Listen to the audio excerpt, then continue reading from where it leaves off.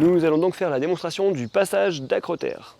C'est un angle à 90 degrés, comme sur un toit de terrasse, ici même.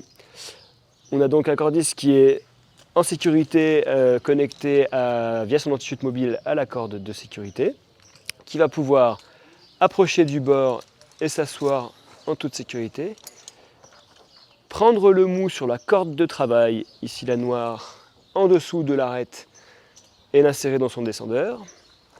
Et il ne faudra pas ravaler ce mou, sans quoi on perd le repère de l'arête qu'on avait matérialisé sur la corde.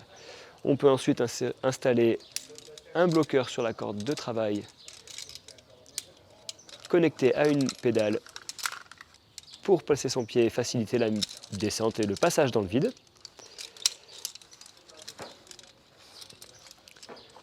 Et cela aura aussi l'avantage de prétendre la corde de travail pour mieux gérer l'élasticité une fois qu'on bascule dans le vide. Voilà, on s'assure que les cordes soient toujours au-dessus de la protection pour ne pas qu'elles frottent sur l'acrotère. On va faire attention à l'anti-chute mobile au moment de passage sur l'arête. Et puis, lorsqu'on est en poids sur le descendeur, on peut retirer le bloqueur avec la pédale.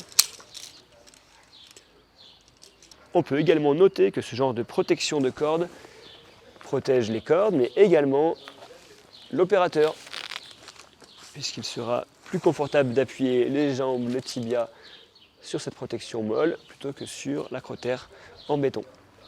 Et il n'y a plus qu'à descendre pour accéder au poste de travail.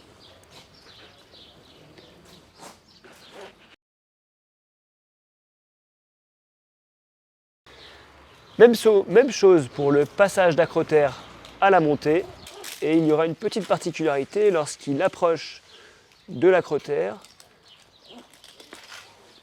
Effectivement, il sera peu commode de franchir l'acrotère en étant connecté sur la corde de travail ou d'évolution avec les bloqueurs, et cela pourrait être dangereux si le bloqueur ventral se retrouve en porte-à-faux sur l'acrotère.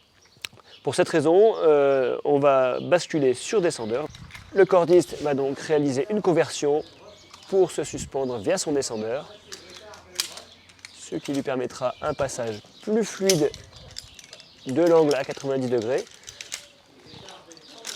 Et également, nous le verrons, de pouvoir éventuellement prendre un petit peu de mou sur sa corde de travail, chose plutôt très prohibée sur des bloqueurs.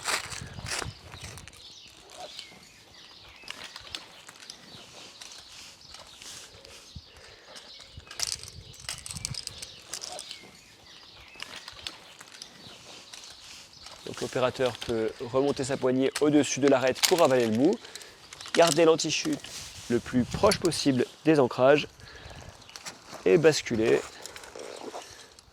au-dessus de l'acrotère. Une fois arrivé sur la toiture, l'opérateur peut retirer les appareils qu'il a sur la corde d'évolution, la corde de travail. Il conserve son système d'arrêt des chutes le plus proche possible des ancrages.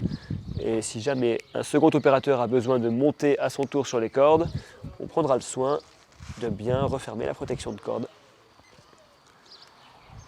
afin qu'elle reste protégée au niveau de l'acrotère.